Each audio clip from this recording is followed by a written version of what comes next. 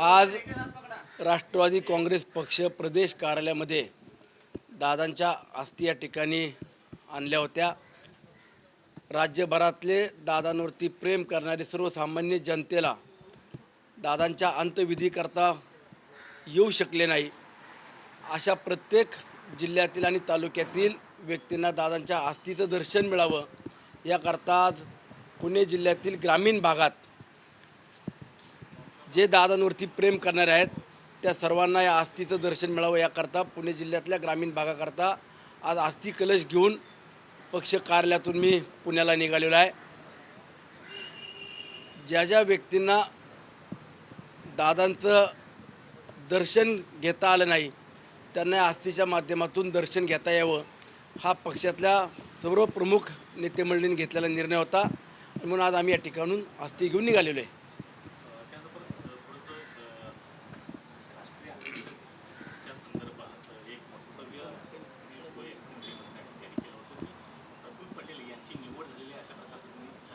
हे बघा, मी मागच्या 2 दिवसापासून प्रत्येक पत्रकार बांधवांना किंवा प्रिंट मीडिया असेल, तुमचा डिजिटल मीडिया असेल, या सगळ्यांसमोर आमच्या राष्ट्रवादी काँग्रेस पक्षाची भूमिका काय असली पाहिजे आणि दादांच्या पश्चात इथून पुढच्या काळामध्ये राष्ट्रवादी काँग्रेस पक्ष एक संघ राहण्याकरता जे काही निर्णय घ्यावे लागत आहेत हे आम्ही सातत्यानं सांगत आलो। दादांचं अकालीत जाणं आज 5वा दिवस आहे आणि त्यानंतरनं राष्ट्रवादी काँग्रेस पक्ष एक संघ राहत असताना राष्ट्रवादी काँग्रेस पक्षाची जी घटना तयार करण्यात आली त्या अनुषंगानं आदरणीय दादा पक्षाचे राष्ट्रीय अध्यक्ष होते, दादांकडे सर्व पक्षाचे अधिकार होते। पक्ष संघटना हा एक भाग आणि पक्षाच्या चिन्हावरती निवडून आलेले आमदार विधिमंडळामध्ये कामकाज करत असताना विधिमंडळाचे गटनेते म्हणून देखील दादा होते। परंतु दादांच्या अकाली जाण्यानंतरनं ही संपूर्ण जबाबदारी कुणावरती द्यायची, तर उत्तराधिकारी म्हणून सुनीत्रा वहिनींना देण्याच्या बाबतीतला सर्व पक्षातल्या वरिष्ठ नेत्यांनी एकमत केलं आणि या कठीण परिस्थितीमध्ये सुनीत्रा वहिनींना बारामतीहून मुंबईला यावं लागलं। सर्व विधिमंडळातील कामकाज असेल किंवा गटनेतेपदाची प्रक्रिया काल पूर्ण करत असताना राज्याचे मुख्यमंत्री हे प्रमुख आहेत, त्यांच्याशी देखील पक्षातल्या आमच्या प्रमुख नेतेमंडळींनी चर्चा केली आणि उपमुख्यमंत्री पदाच्या बाबतीत निर्णय घेण्याच्या जो काही निर्णय झाला त्याबाबत देखील काल 5 वाजता सुनीत्रा वहिनींनी उपमुख्यमंत्री पदाची शपथ घेतली। मी पुन्हा सांगतो, राष्ट्रवादी काँग्रेस पक्षाच्या उत्तराधिकारी म्हणून सर्वस्वी इथून पुढच्या काळामध्ये सुनीत्रा वहिनी असतील। विधिमंडळातल्या कामकाजाच्या बाबत देखील आपण जर पाहिलं असेल तर गटनेत्या म्हणून सुनीत्रा वहिनींच्या बाबत काल एकमत करण्यात आलं, एकमतानं निर्णय झाला आणि विधिमंडळामधले जे काही निर्णय घ्यायचे असतील ते देखील सुनीत्रा वहिनींनीच घ्यायचे। उपमुख्यमंत्र्याची जागा, ती खुर्ची उत्तराधिकारी म्हणून सुनीत्रा वहिनींना देण्याबाबत पक्षातल्या सर्व प्रमुखांनी निर्णय केला आणि आम्ही देखील त्याला अनुमोदन दिलं। हा पहिला टप्पा पूर्ण केला आहे। आता पक्ष संघटना असेल, पक्षाचं विलीनीकरण असेल किंवा मर्ज करण्याच्या ज्या काही चर्चा सुरू आहेत ह्या आयत्या वेळेला, ऐन वेळेला का उपस्थित केल्या जात आहेत? म्हणजे दादांचं मुख आपण जे त्याला जे म्हणतो की शेवटची क्षणीसुद्धा ह्या चर्चा आपण का आणलेल्या आहेत? अंत्यविधी झालाय, आजचा 5वा दिवस आहे, अजून 10-12 दिवसानंतरनं यावरती पक्षातले नेतेमंडळी बसतील, चर्चा करतील। पण मी पुन्हा जबाबदारीनं सांगतो, आज सकाळीच सुनीत्रा वहिनींचं माझं देखील फोनवरनं संभाषण झालं आणि वहिनींना सांगितलं, वहिनींनी आम्हालाही सांगितलं की आपण सगळेजण दादांचं स्वप्न जे आहे ते पूर्ण करण्याकरता आता सगळ्यांनी दुःख बाजूला ठेवलं पाहिजे, तुम्ही कुणी खचू नका, मी तुमच्यासोबत आहे। आणि आम्ही सांगितलं की वहिनी आपण आहात म्हणूनच आम्ही सुद्धा दादांचं स्वप्न पूर्ण करण्याकरता आता तुमच्या खांद्याला खांदा लावून या राज्यामध्ये फिरायचं आहे आणि दादांनी जे काही 35 वर्ष या महाराष्ट्राकरता झिजलेत ते स्वप्न आपल्याला दादांचं पूर्ण करायचं आहे। परंतु सुनित्रा वहिनींना आम्ही देखील सांगितलं की तुम्ही आता प्रमुख आहात, उत्तराधिकारी म्हणून तुमची जबाबदारी आहे. मग उद्याच्या काळामध्ये जे काही निर्णय होतील या बाबतीत तुम्ही पुढं असला पाहिजे. त्यांनी सांगितलं आपले 12-15 दिवस हे सगळे विधीचे संपू दे, त्यानंतर पक्षातल्या सगळ्या प्रमुखांना तुम्हा सर्व आमदारांना एकत्रितपणानं बोलून आपण पुढच्या चर्चा काय असतील किंवा कशा पद्धतीनं आपल्याला पक्षाच्या बाबतीत निर्णय घ्यायचे हे आपण घेऊ. त्यामुळं जे कोणी आमच्या पक्षात नसलेले मंडळी, पक्षाचं राष्ट्रीय अध्यक्ष कोण असणार आहे हा ठरवण्याचा अधिकार इतर कुणालाही नाही. उद्याच्या काळामध्ये सर्वस्वी अधिकार पक्षाचा राष्ट्रीय अध्यक्ष कोण असेल, पक्षाच्या जबाबदाऱ्या घेत असताना कुणाला कुठल्या भागातली विभागातली जबाबदारी दिली पाहिजे, विधिमंडळाचं कामकाज करत असताना कुणाला विधिमंडळामध्ये मंत्रिमंडळामध्ये समाविष्ट करायचे, कुणाला वेगळ्या जबाबदाऱ्या द्यायच्यात, हा सर्वस्वी अधिकार हा सुनित्रा वहिनी अजितदादा पवारांचाच असेल. त्यामध्ये कुठल्याही व्यक्तीनं कुठलंही स्टेटमेंट केलं तर त्याला कुठल्याही प्रकारे दुजोरा देऊ नका, त्याला महत्त्व देऊ नका. मी पुन्हा सांगतो, 10-12 दिवसानंतर सुनित्रा वहिनी ज्या वेळेला प्रसारमाध्यमांना बोलवून त्यांची भूमिका स्पष्ट करतील तीच भूमिका जाहीर असेल किंवा ती भूमिका योग्य असेल. तुम्ही ज्या मावळ भागातून निवडणूक लढवता तिथे खरं तर भाजपच तुमचा मित्रपक्ष हा विरोधात आहे आणि तुमचा आता नेता गेलेला आहे. तर किती तुम्हाला ह्याचं सगळं म्हणजे किती खच्चीकरण झालं? हे बघा, शेवटी आता दादा गेल्यानंतरनं प्रत्येकाला पोरकं वाटतंच आज, किंवा जो आधार असतो आपण काही प्लॅनिंग करून राजकारणात सुद्धा काम करत असतो, जनतेला आश्वासनं देत असतो. परंतु ठीक आहे, आज नियतीनं घाला घातला आणि त्यातून फक्त पुणे जिल्हा किंवा मावळ नाही तर महाराष्ट्राचीच हानी झालेली आहे, मोठी पोकळी निर्माण झालेली आहे. आणि त्यामध्ये स्वतः मुख्यमंत्री महोदय देखील राष्ट्रवादी काँग्रेस पक्षाला बरोबर घेऊन राष्ट्रवादी काँग्रेस पक्षाचे नेते मंडळी जो निर्णय घेत आहेत त्याला देखील अनुमोदन देत आहेत, त्याचं त्यांना देखील समर्थन करतात किंवा त्यांच्या मागं उभे आहेत. कालच्याच सगळ्या प्रक्रियेतनं आपण पाहिलं असेल. मग मी पुन्हा सांगतो, राष्ट्रवादी काँग्रेस पक्ष मर्ज करायचा का अजून काय करायचे, कुणाला राष्ट्रीय अध्यक्ष करायचा हा सर्वस्वी अधिकार सुनित्रा वहिनी हे सगळे विधी संपूर्ण झाल्यानंतरनं निर्णय घेतील.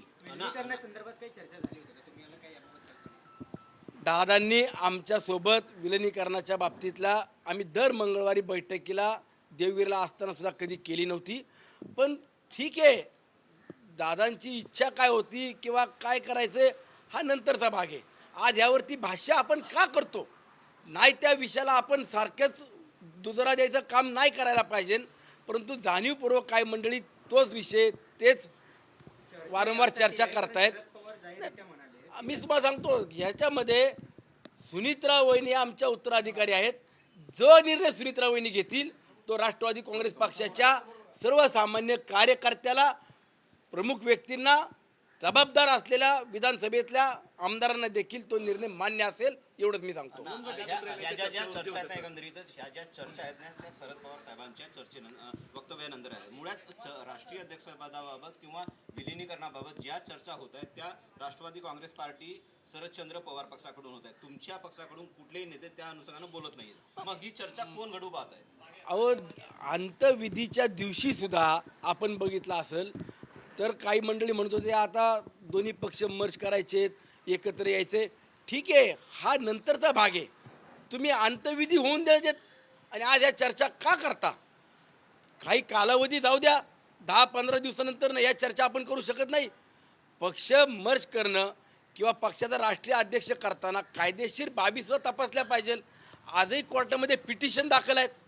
याबाबत कुणी चर्चा करतं का की त्यामध्ये आता कशा पद्धतीने पुढे गेलं पाहिजे? कायदेशीर तांत्रिक ज्या ज्या अडचणी होत्या त्यातला पहिला टप्पा काल सुनित्रा वहिनींना गटनेतेपदी त्यांच्याकडे जबाबदारी देऊन त्यांना गटनेता तयार म्हणून त्या ठिकाणी सर्वांनी एकमताने निर्णय केला आणि उपमुख्यमंत्री म्हणून दादांच्या खुर्चीवरती बसण्याचा आम्ही त्यांना त्या ठिकाणी आग्रह केला आणि ही पहिली प्रक्रिया पूर्ण झाली आहे. त्यानंतरनं पक्ष मर्ज करायचा, राष्ट्रीय अध्यक्ष करायचा, याला 10-15 दिवसाचा वेळ कालावधी जाऊ द्या ना, महिनाभर जाऊ द्या. आज त्याच्यावरनं काय आलंय का? विधिमंडळातल्या आमदारांना एक संघ ठेवणं ही पहिली कायदेशीर प्रक्रिया होती, ती पूर्ण करायचं काम काल झालेलं आहे. पहिला टप्पा पूर्ण झाला आहे. नंतरच्या कालावधीत या सगळ्या घटनेला किंवा सगळ्या चर्चांना सुनीत्रा वहिनी स्वतः निर्णय घेतील, त्या सक्षम आहेत. अण्णा तुमच्या त्या जरी आज खचलेल्या असल्या तरी कोणाला दाखवत नाहीयेत मी खचले म्हणून. त्या स्वतः सक्षम आहेत आणि त्या महिला भगिनीचा आपण आदर केला पाहिजे.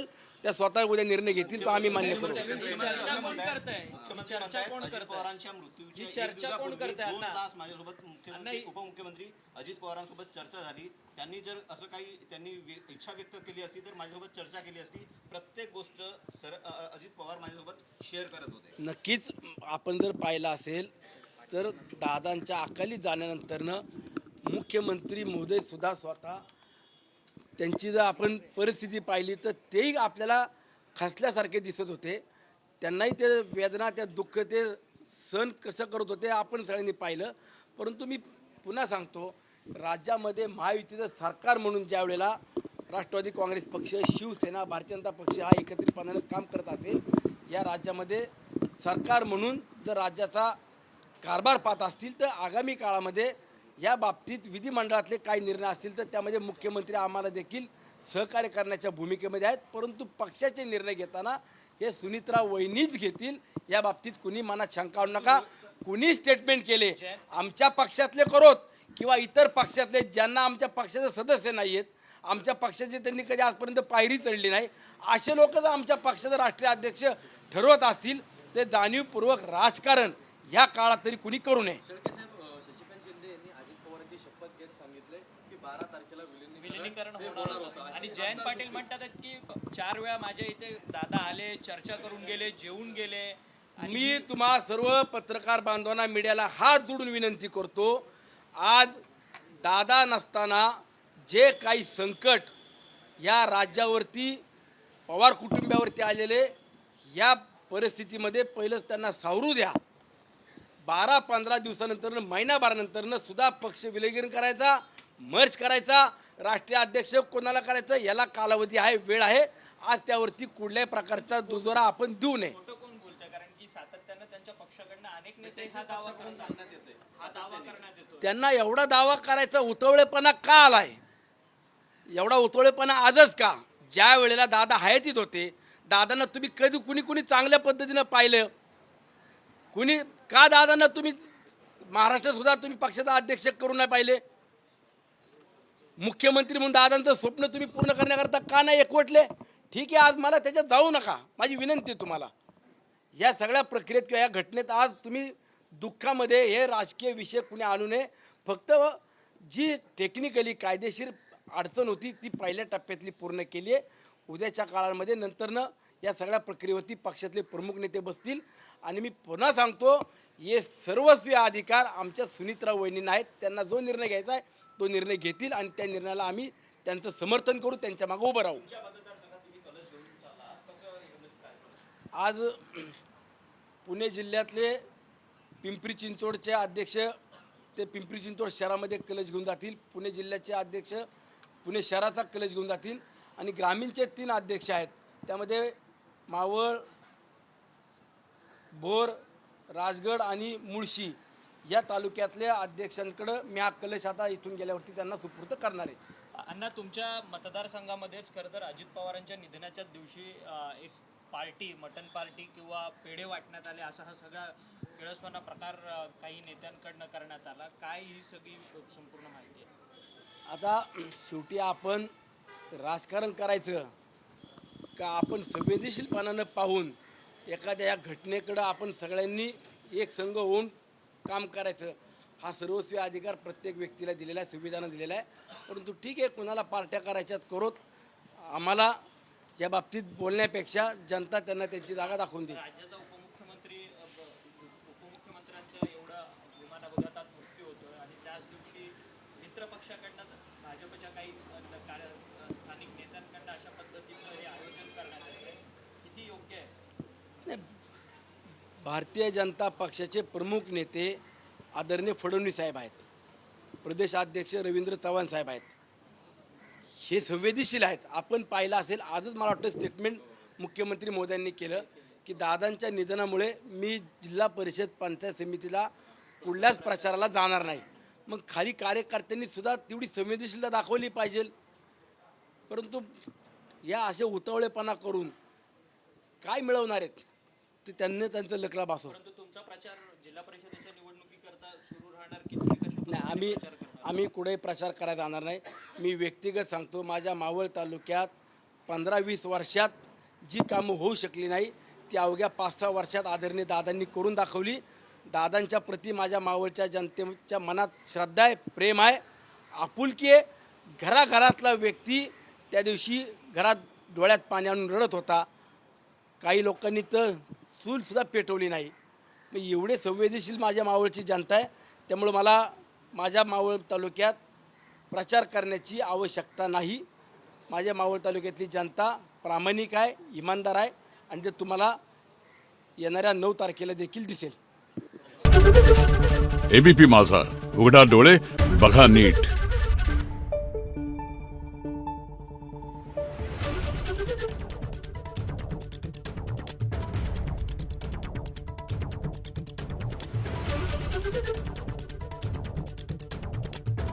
Thank you.